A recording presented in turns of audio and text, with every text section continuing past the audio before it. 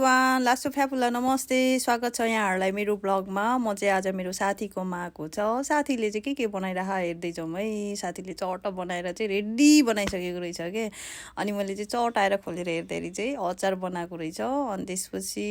leg piece बनाउनको लागि पुरा म्यारिनेट गरिराखेको रहेछ अनि त्यसपछि यहाँ चाहिँ कुकरमा चाहिँ चट्टा लाएर बङ्गुरको मासुलाई सिटी लगाएको रहेछ अनि मैले चाहिँ म आउँदा आउँदै उसलाई चाहिँ अन्डा ल्याइरहेको थिएँ अन्डा चाहिँ एकदम सस्तो थियो कि अनि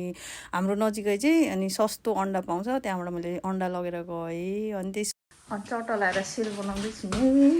कस्तो खतरा भयो है फुलेको र चाख्नु पर्ला जस्तो छ कस्तो दामी भए नि म यहाँ छु यहाँ मान्छेको अब सही गर्छु नि त धेरै ठुलो नबनाऊँ कि भनेको कि है त्यो कस्तो कालो कालो हुन्छ नि खै म चलाउँछु अब चाहिँ त फुल्यो है यो त नरम भएको होला सेलरोटी बनाउने मान्छे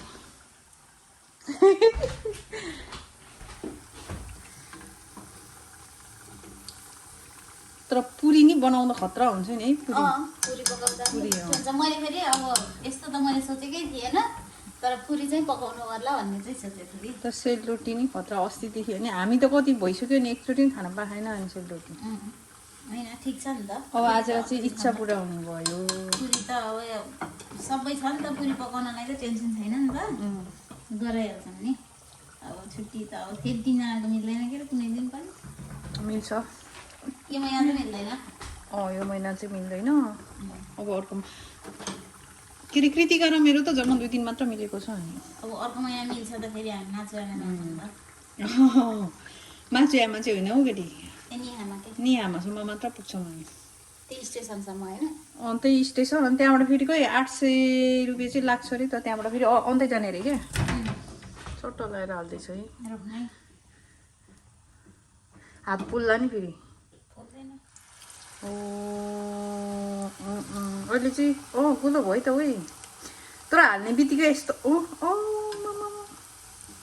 तर हाल्ने बित्तिकै अलिअलि बस्ने बित्तिकै तर टाँस्दो रहेछ कि यो कराई अनुसार नै होला है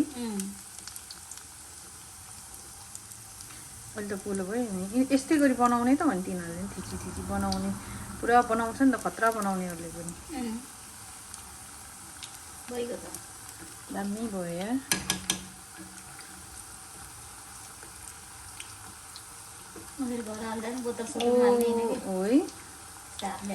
यस्तो 2-3 वटा त सुरुमा त बिग्रिन्छ अनि त्यसपछि लास्टमा पर्ने त हो नि है लास्टमा भने 500 वटा हालिसकेपछि पर्ने त हो खानु न कस्तो छ टेस्ट एकछिन हो यो चाहिँ क्या खतरा भयो नि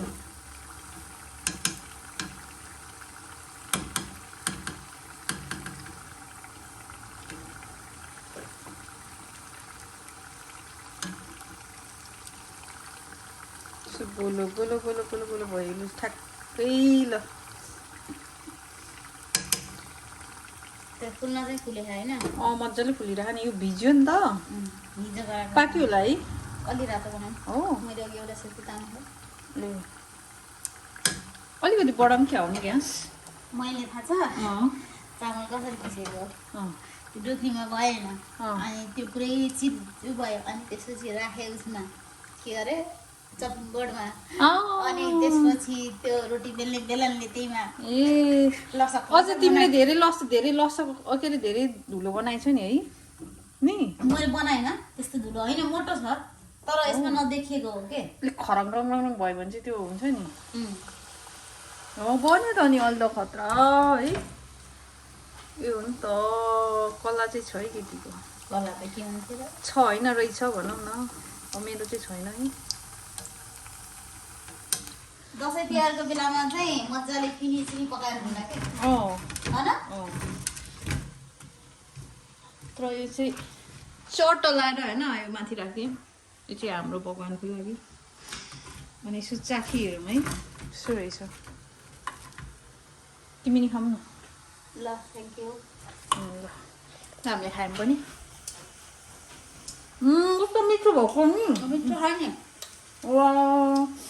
ल्वाङ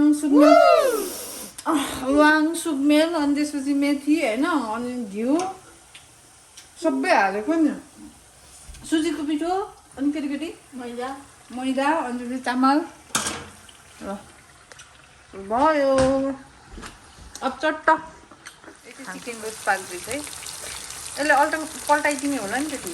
त्यो डढेला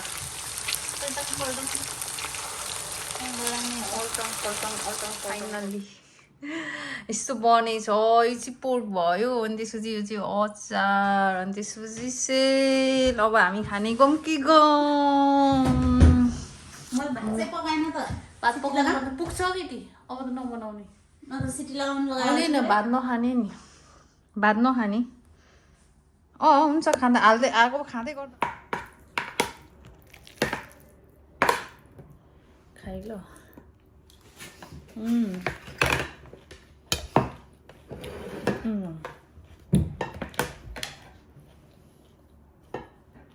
हो केटी भयो मैले चाहिँ कति हालेको यत्रो त कहाँ खान्छु त नि फाइनल्ली यस्तो बनेछ यो चाहिँ पोर्क भयो अनि त्यसपछि यो चाहिँ अचार अनि त्यसपछि सेल अब हामी खाने गौँ कि गौँ मैले भात चाहिँ पकाएन त भात पकाउनु पुग्छ केटी अब त नबनाउने न त सिटी लगाउनु होइन भात नखाने नि भात नखाने हुन्छ खाँदा हाल्दै आएको मैले चाहिँ टन्नै सामान किनेर लिएर आएँ किनेर ल्याएको भन्ने कि के भन्ने होला हौ मैले त आज त गिफ्ट पाएको होला है यो त गिफ्ट हो मेरो साथीले दिएको यार यो चाहिँ आज है अम्म यति धेरै सामान छ कि त यस्तो राम्रो राम्रो सामान लिएर आएको कि मेरो साथीको घर गएर मैले यत्रो सामान लिएर आउनु भनेको हो त होइन यस्तो दामी दामी कभर लिएर आएको छु क्या किन्ने चाहिँ होइन है फेरि मैले यस्तो राम्रो राम्रो ट्रेहरू कति धेरै सामान लिएर आएको छु क्या उसले दिएको है सबै आज मलाई यो पनि लिएर आएको छ ढ्याङ नि खोल्नुपर्छ है अब एक रातमा तर एउटै हात भयो क्या मलाई खिचिदिने मान्छे कोही भएन के गर्नु यहाँ मैले यति धेरै सामान लिएर आएको छु है तर यो पनि मलाई आज म चाहिँ टन्नै सामान लिएर आएको छु अनि लास्ट म घर पनि आइपुगेँ अनि त्यसपछि उसकोबाट चाहिँ यति धेरै सामान लिएर चाहिँ यति राम्रो राम्रो अनि मैले किनेको भनेको चाहिँ एउटा है के हो अरे यो कार्पेट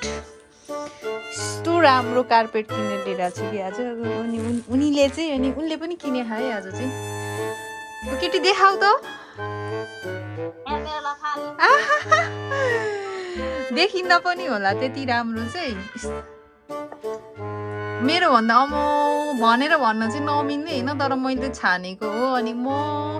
पनि लान पाएँ हुन्थ्यो भन्ने कुरा गरिहालेँ फेरि मेरोमा चाहिँ कस्तो छ भन्दा नि यही भिडियोमै भन्न चाहेँ कि भनौँ कि नभनौँ अनि फेरि बिचरा लैजाओस् न यति राम्रो छ उसकोबाट मैले यत्रो लिएर आएँ मैले किन नदिने भन्ने भएर मात्रै दिएको हो ल सो हो फेरि मलाई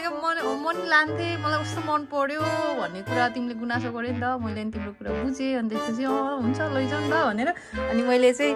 अनि उसलाई त्यो छोडेर अनि मैले सानो लिएर आएको मैले पनि यति राम्रो छ तर यस्तो नरम कि यो माथि बस्दा त कहाँ स्पममा बस्या जस्तै अनि उसकोबाट चाहिँ भन न कस्तो राम्रो देखाएको क्या तर तिमीले नि यति राम्रो पाएको छ कि यति सस्तो है कति 20% डिस्काउन्टमा है त्यो पनि अनि त्यसपछि मलाई चाहिँ मलाई दिएको है उसले यस्तो राम्रो छ यस्तो राम्रो होइन लिएर आएँ ल यति भन्दै म यहीँसम्म गर्छु है त ओके बाई